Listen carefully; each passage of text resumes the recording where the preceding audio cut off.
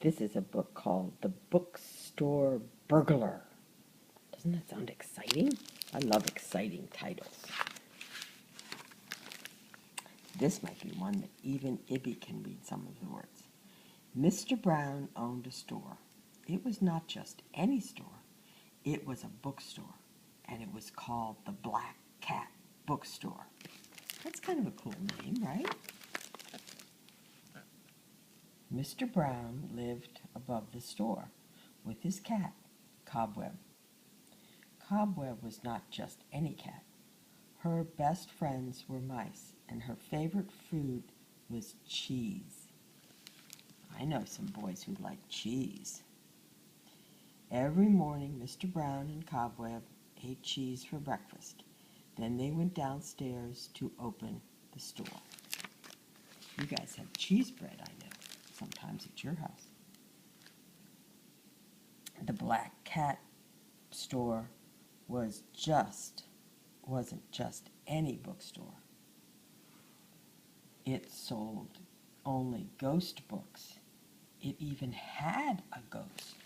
Ooh. Cobweb liked to walk around the store. She helped Mr. Brown keep an eye on things. One day, Cobweb saw something. The spare key was not on the hook. Then Cobweb saw a man with the key. He was putting it in his pocket, and it didn't belong to him. The man walked towards the door. Only Cobweb knew what he had done. "Stop him," Cobweb said to their favorite ghost. "He's a burglar."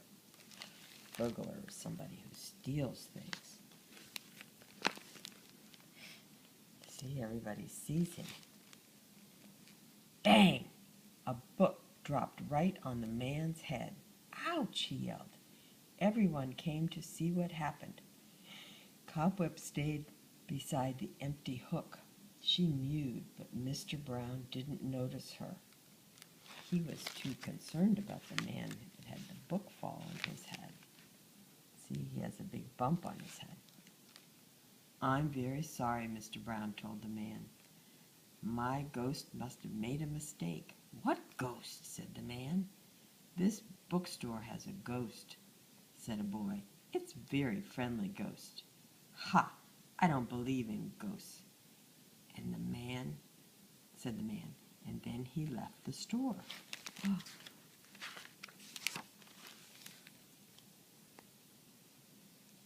Mr. Brown was busy all day. He did not notice the empty hook. At the end of the day, he closed the blinds, and then he locked the doors. See, he used his key. Cobweb mewed. She jumped up by the hook. She patted it. "I'm too tired to play," said Mr. Brown. "I'm going upstairs to bed."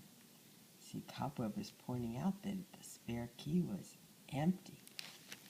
So I bet that Mr. Burglar's coming back. And there he is, see?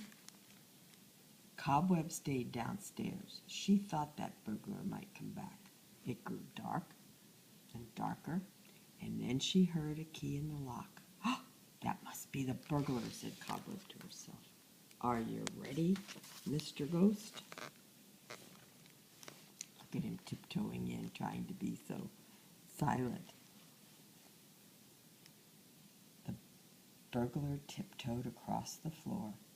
He had a flashlight. Bang! Book fell off the shelf right onto his head. "I don't believe in ghosts," said the burglar. Cobweb shook the blinds with her paws. Rattle, rattle, rattle. The burglar dropped his flashlight. He got so excited. "Nice, Ghosty," he said. "Nice, Ghosty. You be nice." "Shh," hissed Cobweb. Bang went all the books on the table. Rattle, rattle, rattle went the blinds. "Help!" yelled the burglar. Mr. Brown came downstairs. "What's all the noise?" he asked. He turned on the light and saw the burglar. "Your ghost is not friendly," said the burglar, and he just ran right out of the store. Mr. Brown saw the spare key in the door. He saw the empty hook. So that's how the burglar got in. "You tried to warn me. Thank you, Cobweb." "Thank you too, Ghosty," he told the mice. "It's late. You must all be hungry. Everyone can follow me. Let's have some cheese."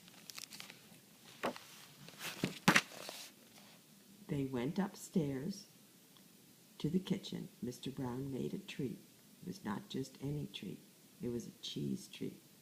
"I hope you like it. Thank you for saving the store from the burglar."